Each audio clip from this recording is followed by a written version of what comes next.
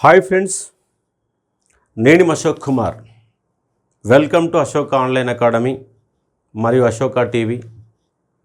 గురుకులం యొక్క అర్థం మారిపోయింది ఇవాళ తెలంగాణ రాష్ట్రంలో.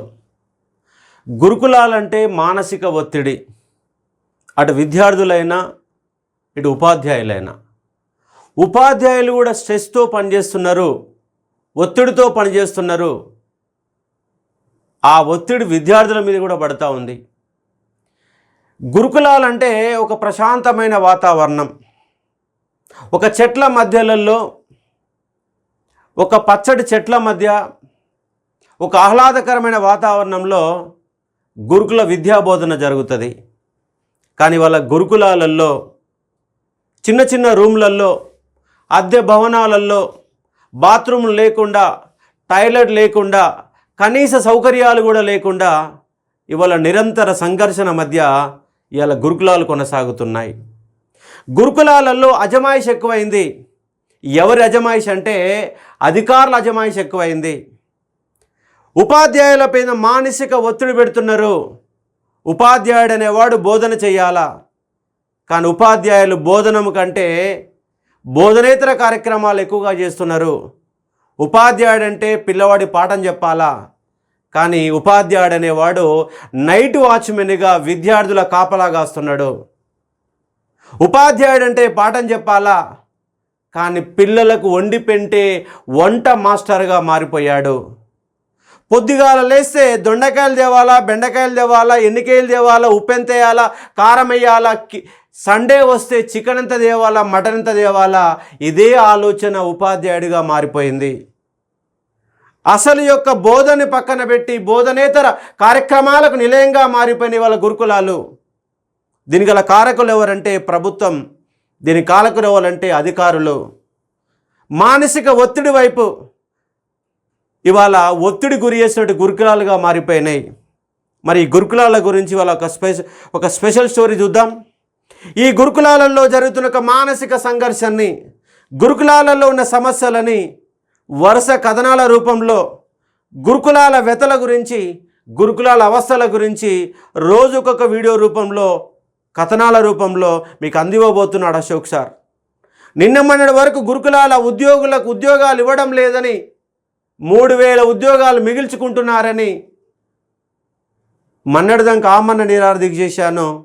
ఇప్పుడు అదే గురుకులంలో ఉన్న సమస్యలని వెలికి తీయడం కోసం నడుం కట్టుకొని గురుకులాల సమస్యలని మొత్తం వెలికి తీసే ప్రయత్నం చేస్తూ ఉన్నాను. ఎందుకంటే గురుకుల ఉపాధ్యాయులు స్వయంగా నాకు లేఖలు రాస్తూ ఉన్నారు. అన్యాయాల గురించి గలవిప్పండి సార్, మాకు మాట్లాడడానికి అవకాశాలు లేకుండా పోతున్నాయని చెప్పేసి వాళ్ళకి మానసిక అభ్యర్థనని రిక్వెస్ట్ చేసుకుంటున్నారు. కానీ ఉపాధ్యాయులే నైట్ వాచ్మెన్లు, ఉపాధ్యాయులే వార్డెన్లు బోధనేతర పనులకు కుంటుపడుతున్నటువంటి, బోధనేతర పనులు చేసిన కారణంగా కుంటుపడుతుంది టోటల్ విద్యా వ్యవస్థ అన్న అంశాన్ని ఇక్కడ మీరు అర్థం చేసుకునే ఒక ప్రయత్నం చేయవచ్చు. భారతదేశానికి భారత రాజ్యాంగం ఉంది, కానీ గురుకులాలకు భారత రాజ్యాంగం వర్తించదు.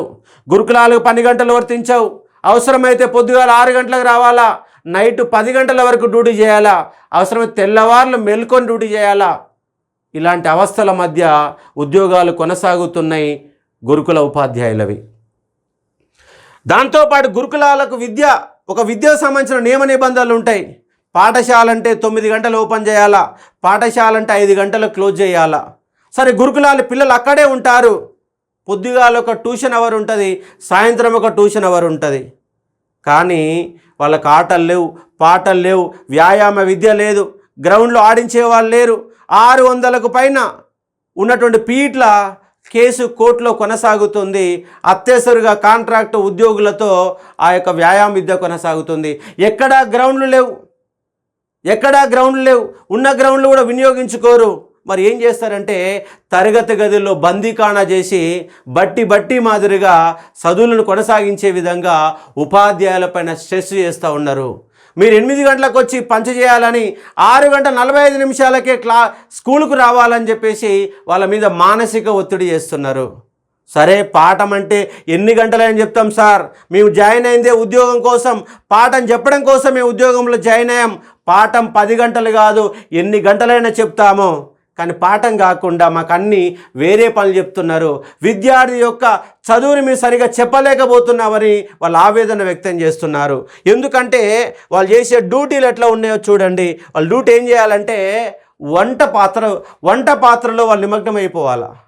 పొద్దుగాల రోజు దొండకాయలు తేవాలన్నా, బెండకాయలు తేయాలన్నా, ఏ కూరగాయలు తేయాలా, నూనె ఎంత పోయాలా, ఉల్లిగడ్డలు ఎంత తేయాలా, చికెన్ ఎంత తేవాలా, మటన్ ఎంత తేవాలా, ఇదే పంచాయతీ. రికార్డులలో రాసుకోవాలా, మెనూ మొత్తం రాయాలా, చిన్న తేడా రాకుండా రాయాలా. ఇక మరి పాఠం చెప్పేది ఎప్పుడు సార్? మరి మొత్తం మెనూ లెక్కలే చూసుకుంటే పాఠం ఎప్పుడు చెప్పాలా? కాబట్టి వంట మనిషిగా వంట పెంట మొత్తం కూడా ఉపాధ్యాయులు చూస్తున్నారు. మరి వంట పెంట ఎవరు చూడాలా? వార్డెన్ చూడాలా. కానీ 1000 గురుకులాలు ఉన్నాయి తెలంగాణలో. మరి 1000 గురుకులాలు ఉంటే ఒక్క గురుకులంలోనే వార్డెన్లు ఉన్నారా? వార్డెన్ల డ్యూటీ ఉపాధ్యాయులు ఎందుకు చేయాలా? వార్డెన్ డ్యూటీ ఉపాధ్యాయుడు చేస్తే పాఠం మీద బర్డెన్ పడదా? నిజంగా పాఠం చెప్పగలుగుతాడా ఉపాధ్యాయుడు? ఒకసారి ఆలోచన చేయాలా. ఇవాళ దాదాపుగా ఎన్ని స్కూళ్ళు? చాలా స్కూల్స్ ఉన్నాయి. ఒక 1000 గురుకులాలు ఉన్నాయి. ఒక్కొక్క గురుకులంలో 400-500 మంది పిల్లలు ఉన్నారు. యాజ్ దట్ విద్యా నియమాల ప్రకారం 50 మందికి ఒక వార్డెన్ ఉండాలా. అంటే ఒక 6 లక్షల మంది విద్యార్థులు ఉన్నారు. 6 లక్షల మంది విద్యార్థులలో 50 మందికి ఒక వార్డెన్ ఉండాలా. 50 మంది కాదండి, ఒక స్కూల్కి ఒక వార్డెన్ ఉన్నాడా? ఒక కాలేజీకి ఒక వార్డెన్ ఉన్నాడా? వార్డెన్ల డ్యూటీ ఉపాధ్యాయుల పైన బలవంతంగా చేయిస్తున్నారు, చాకరీ చేయిస్తున్నారు. మరి పాఠం ఎప్పుడు చెప్పాలి సార్? మరి రెండవది నైట్ వాచ్మెన్ డ్యూటీలు అండి. ఇంతకంటే ఘోరమే ఉంటుంది. ఒకవేళ పిల్లవాడికి అదనంగా తరగతి గదిలో పాఠం చెప్పాలి, స్టడీ అవర్స్ ఉండాలంటే నైట్ 8 గంటల వరకు 9 గంటల వరకు టీచర్ అనేవాడు డ్యూటీ చేస్తాడు. నైట్ డ్యూటీలు ఏందండి?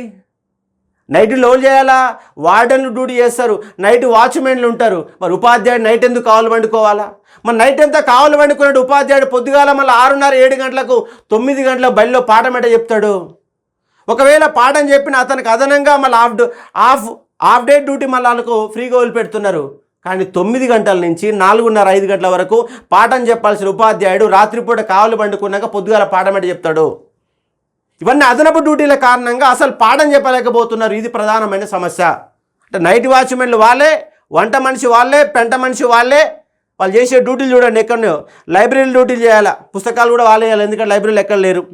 ఎలక్ట్రికల్ ఇన్ఛార్జ్ చూసుకోవాలా. ఒక ఉపాధ్యాయుడికి ఎలక్ట్రికల్ బాధ్యతలు మొత్తం ఇస్తాడు. కరెంటు పోతే బాధ్యుడు ఎవరంటే మళ్ళా ఉపాధ్యాయుడే. హెల్త్ ఇన్ఛార్జీలు ఒక 50 మందికి 100 మందికి హౌస్ పేరెంట్గా టీచర్లు ఉంటారు. దానితో పాటు హెల్త్ ఇన్ఛార్జ్ కూడా వాళ్ళే చూసుకోవాలా. ఇలాంటి దౌర్భాగ్యమైన డ్యూటీలు వేస్తున్నారు. ల్యాబ్ ఇన్ఛార్జీలు ఎక్కడో, ల్యాబ్ టెక్నీషియన్స్ ఎక్కడ ఉండరు. ఎందుకు గవర్నమెంట్ ఎందుకు నింపదు? నింపాలి కదా. అలాగే ప్లంబర్ ఇన్ఛార్జ్లు అండి, బాత్రూమ్లు కూడా చూసుకోవాలా. బాత్రూమ్ నీట్గా ఉన్నాయా లేవా? అసలు దరిద్రమైన అవస్థ ఏంటంటే ఏ పాఠశాలల్లో ఒక 10 బాత్రూంల మించి 10 టాయిలెట్ల మించి ఉండవు. కానీ ఉండే పిల్లలు ఎంత? 500 మంది 600 మంది విద్యార్థులు ఉంటారు. వాడు ఎప్పుడు లేవాడా? బాత్రూమ్కి ఎప్పుడు పోవాలా? స్నానం ఎప్పుడు చేయాలా? క్లాస్ రూమ్కి ఎప్పుడు రావాలా? గురుకులాలు అనేవి అవస్థల గురుకులాలుగా మారిపోయినాయి, సమస్యల కేంద్రాలుగా మారిపోయినాయి. పిల్లవాడికి ఒక ప్రశాంతమైన వాతావరణంలో చదువుకునే వాతావరణం లేదు. గత గవర్నమెంట్ గొప్పగా చెప్పింది మేము గురుకులాలు ఏర్పాటు చేస్తున్నామని. కానీ గురుకులాల్లో ఆత్మహత్యలు జరుగుతున్నాయి. గురుకులాలు ఆత్మహత్యలు జరగకుండా సైకాట్రిస్టులు పెట్టండి, మానసిక నిపుణులను పెట్టండి, వారానికి కోసం క్లాసులు పెట్టండి. ఇవి కదా చేయాల్సినవి. ఇది కాకుండా పొద్దుగాల 6 గంటలకు కూర్చోబెట్టి చదివిస్తాం, నైట్ 11 అయిందా చదివిస్తాం. పుస్తకం పట్టుకొని చదివితే మానసిక ప్రెషర్ పెరగకపోతే ఇంకేం పెరుగుతుందో చెప్పండి. కాబట్టి ఈ గురుకులాలలో అధ్యాపకులపైన ప్రెషర్ ఉంది, ఉపాధ్యాయులపైన ప్రెషర్ ఉంది. ఇంటర్మీడియట్ గురుకులాలు అట్లే ఉన్నాయి, డిగ్రీ గురుకులాలు అట్లే ఉన్నాయి, స్కూల్ గురుకులాలు అట్లే ఉన్నాయి. గురుకుల వ్యవస్థ మొత్తం కూడా గందరగోళంగా మారుతుంది. దీనిపైన చర్చ జరగాల. గురుకులాల సంక్షేమ శాఖలు ఏంటండి?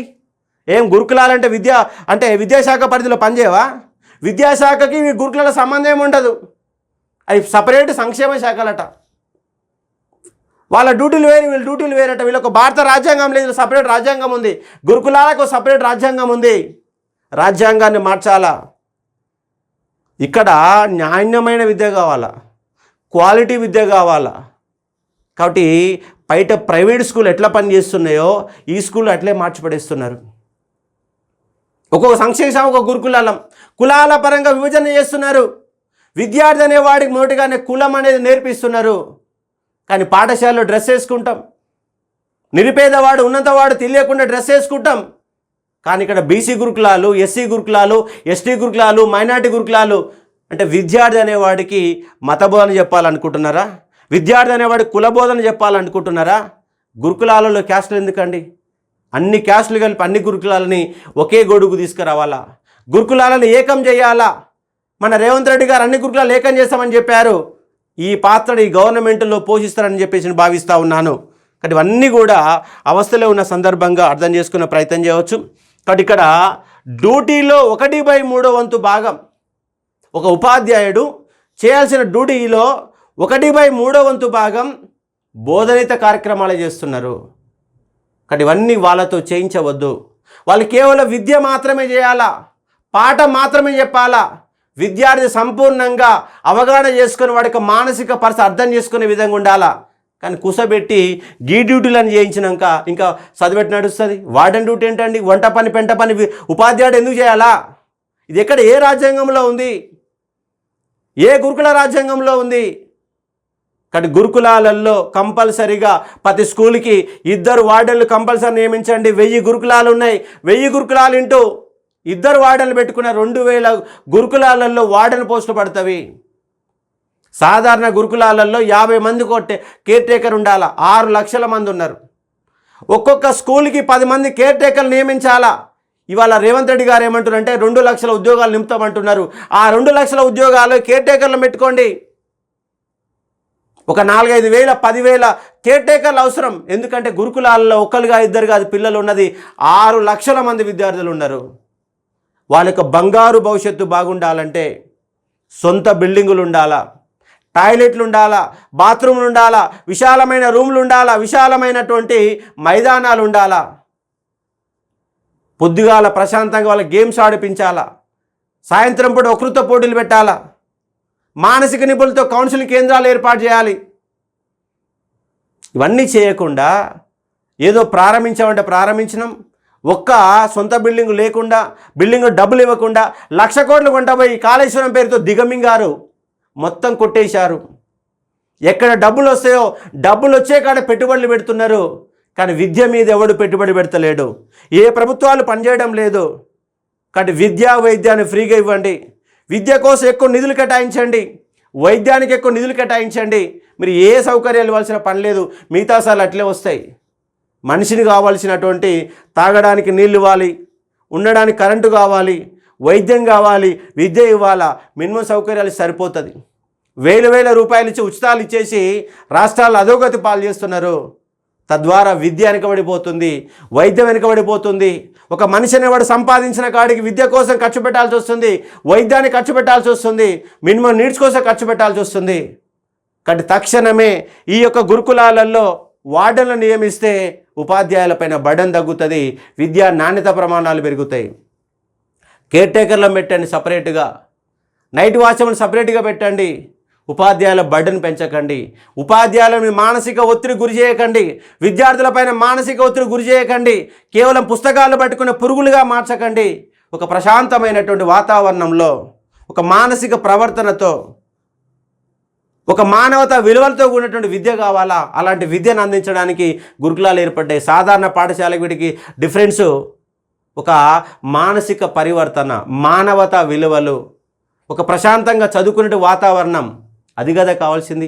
ఇరుకైన గదులు, బాత్రూమ్ లేని పాఠశాలలు, టాయిలెట్స్ లేనటువంటి పాఠశాలలు, ఇవి కాదు కదా మనకు కావాల్సినవి. కాబట్టి ఇలాంటి అంశాలపైన నా యొక్క నెంబర్ ఇస్తున్నాను. మీ గురుకుల వాళ్ళు సంబంధించిన మీకు ఏమైనా సమస్యలు ఉంటే నాకు వాట్సాప్లో సంపూర్ణంగా రాసి పంపండి. మీకు అండగా నిలబడతాను, కంపల్సరీ కొట్లాడుతాను. కాబట్టి కింద ఇచ్చేటట్టు ఒక నెంబర్కి మీరు వాట్సాప్ రూపంలో పంపండి. ఫోన్లు చేయడం కాకుండా సంపూర్ణంగా వివరాలతో మీ కింద స్క్రోలింగ్లో ఫోన్ నెంబర్ వస్తుంది. ఆ ఫోన్ నెంబర్కి సంపూర్ణంగా డీటెయిల్స్తో మీ సమస్యలు ఏంటి, సాధక బాధలు ఏంటి, ఈ గురుకుల వ్యవస్థ బాగు చేయాలంటే ఏం చేయాలా, ఏం చేస్తే బాగుపడుతుంది, ఎలాంటి సౌకర్యాలు కావాలా, ఎలాంటి వ్యవస్థ కావాలో ఉపాధ్యాయులు తెలిసేందుకు ఇంకెవరికి తెలియదు. కాబట్టి నాకు సమాచారం పంపండి. మీకు నేను ఈ వ్యవస్థని ప్రభుత్వం వరకు తీసుకుపోయే విధంగా, అందరికి అవగాహన అయ్యే విధంగా నేను ప్రయత్నం చేస్తాను. కానీ గురుకులాలపైన వరుస కథనాలతో మీ ఫోటోలు కూడా, ఇబ్బంది పడేటువంటి టాయిలెట్స్ యొక్క ఇరికిరికైన గదులు కనుక ఉండే ఫోటోలు ఉంటే నాకు పంపండి. ఎవరి సమాచారం ఎవరికి ఇవ్వడం జరగదు. కాబట్టి మీ ఫోటోలు కానీ, మీ సమస్యలు కానీ మీరు పడుతున్న ఇబ్బందులు కానీ, మీరు పడుతున్న ఆవేదన కానీ కింద ఇచ్చే ఫోన్ నెంబర్కి మీరు గనక సమాచారాన్ని అందజేస్తే ఆ సమాచారం ప్రభుత్వం దృష్టికి పోయే విధంగా నేను ప్రయత్నం చేస్తాను. కాబట్టి గురుకులాల అవస్థలపైన, గురుకులాలు పడుతున్న ఇబ్బందులపైన వరుస కథనాలను అందజేసే ఒక ప్రయత్నం చేస్తాను. కాబట్టి బోధనేతర పనులకు ఉపాధ్యాయులు వాడకండి. వాళ్ళ టీచర్ అంటే పాఠం చెప్పాలనే దానికి పరిమితం చేసి వాడి యొక్క ఉపాధ్యాయుల యొక్క పాఠాలు ప్రశాంతంగా చెప్పుకోవడానికి అవకాశం కల్పించాలని నేను డిమాండ్ చేస్తూ ఉన్నాను. Thank you. మరిన్ని వరుస కథలతో మీ ముందుకు వస్తాడు అశోక్ సార్. అశోక టీవీని సబ్స్క్రైబ్ చేసుకోండి. మీ జనమది తీసుకోబోయే ప్రయత్నం చేయండి. Thank you.